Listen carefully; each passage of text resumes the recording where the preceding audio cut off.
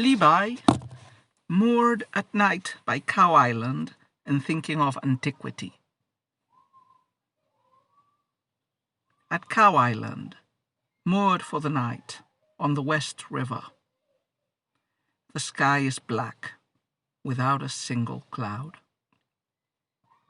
I board my boat and look at the autumn moon, and in that moment remember General Xie. Though I have poems I could chant, he cannot hear me now. Tomorrow morning I will spread my sails. In my wake, maple leaves falling without end. So this is the last of the pentasyllabic regulated poems by Li Bai to be included in this anthology. And this, like the previous one, is a pretty famous piece, it seems. Some critics consider this to be Li Bai's last poem. And as you have probably noticed, this is of a very common type of poems that we've encountered before. Basically, it's a complaint, a lamentation at the lack of recognition of Li Bai. So that's the main topic of this poem. Li Bai is complaining that he is not living in a time in which people in power, people in positions of power, have recognized his worth and have exercised protection and patronage over him. He has unsuccessfully strived for that. Other elements in this poem, there is a geographical descriptive element. So this poem is written when Li Bai is in a very specific area of China, in the south of the country, in the lower course of the Yangtze River.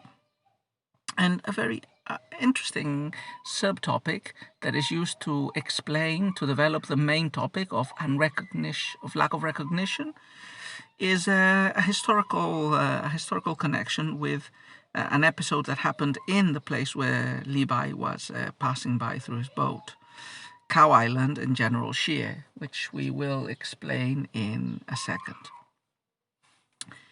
So that historical anecdote, that's an anecdote that takes us back to the period of disunion, more specifically to the Eastern Jin dynasty. So this General Xie is General Xie Yang. He was a member of one of the great aristocratic families of China during the period of disunion. Basically, in the Eastern Jin, the Xies and the Wangs were the two most important families. And Xie Shang was a general, and he was also a writer. And he was a relative of many very important figures of contemporary Chinese history.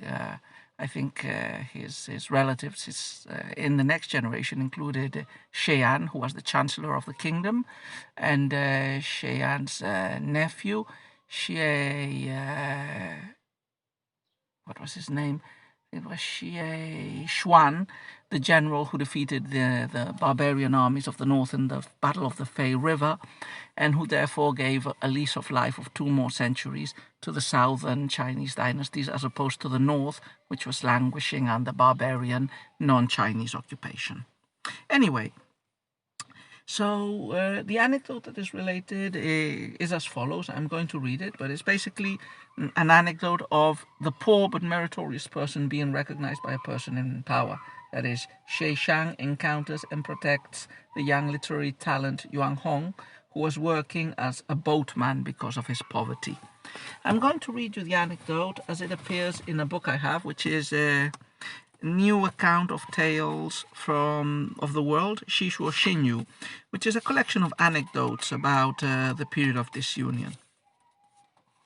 And the story says as follows. Let me take a look. Here it is. Yeah. When Yuan Hong was young, he was poor and used to work as a hired man for boatmen transporting tax grain to the capital. Xie Shang was once on a boating excursion, and on that particular night there was a fresh breeze and a bright moon. He heard on one of the merchant ships moored along the river shore the sound of someone chanting poems with very deep feeling. The 5-word poems which were being intoned were, moreover, some he had never heard before, and he sighed endlessly in admiration over their excellence. Immediately dispatching someone to make more detailed inquiries, he discovered it was none other than Yuan Hong chanting his own chanted history poems. Because of this, Yuan was invited to join the party and thereafter achieved great recognition.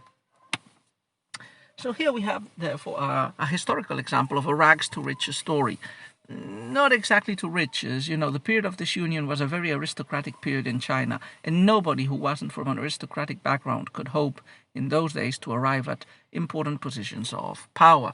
In fact, as far as we know, this wise but poor poet achieved a modest position of success as governor. This Yuan Hong managed to rise to provincial governor, Taisho, but he never got to the upper positions of court. But anyway, it would have still been a story that would have been known and recited in Tang China as an example of a poor person being recognized by luck, by this chance encounter over the river, and this hearing of his poems being recited by an important nobleman in general.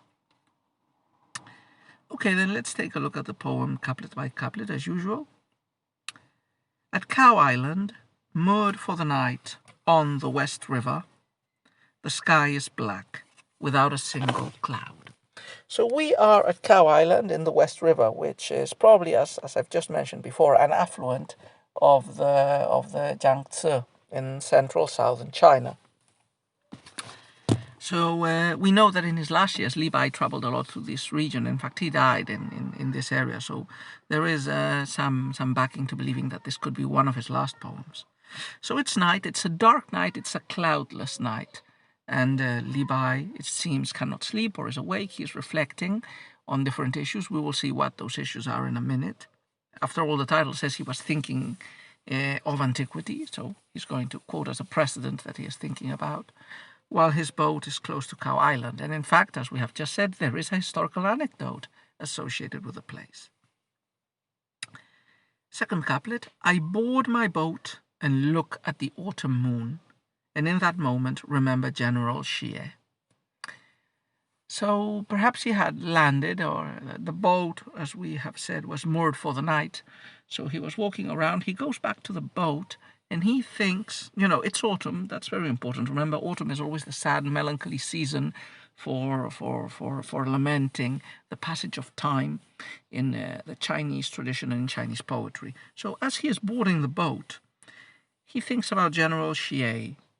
Again, General Xie Shang, we've just told his anecdote. He's thinking of a patron. So these historical poems in Chinese poetry are never just historical poems. They are always an oblique way of criticizing the present. The present that Li Bai is criticizing is very obviously the fact that now there is no General Xie to be his patron and to help him achieve the prestige and the power that he deserves. In fact, the third couplet, which is the second parallelistic couplet, clarifies this in case we hadn't caught on the historical reference and on why he is thinking on General Xie. And it's not just because he is close to Cow Island. Though I have poems I could chant, he cannot hear me now. So I have poems, I have my merit, but the general is gone centuries ago, and there is no descendant of his, no person in power worthy and wise like him to detect the meritorious officials. So it would be a waste of time to recite my verses here at night. The conclusion is sad and melancholy. I mean, the aftermath of accepting, of recognizing that no one in positions of power is willing or ready to hear and to recognize Li Bai's worth. The consequences will be felt in the next couplet, or what the poet speculates about in the next couplet. Tomorrow morning I will spread my sails. In my wake, maple leaves falling without end. So the boat will continue tomorrow. It will extend its sails and fly away. Where is the boat going to? Well, it doesn't matter, but it feels very symbolically related to death. Life as a river and the end of the journey as death seem to be floating over these lines in the poem. Yeah? The sails will be spread, the boat will go on. In its aftermath, remember it's autumn, maple leaves, a beautiful cortege of maple leaves will cover the waters with red and will fall endlessly. It might be a slightly trite metaphor. Falling autumn leaves appear in a, monotonously routine way in most Chinese and Japanese poems about autumn. But still, the view of the boat sailing off and a curtain of falling autumn leaves, obliterating the view, I think works as a very effective, very, very, very appropriate metaphor of this disappointment of Li Bai, of his intuition of his soon to happen disappearance, death, of the universal autumn which is also falling on him, while he dies unrecognized and valued. So, quite a sad, melancholy poem.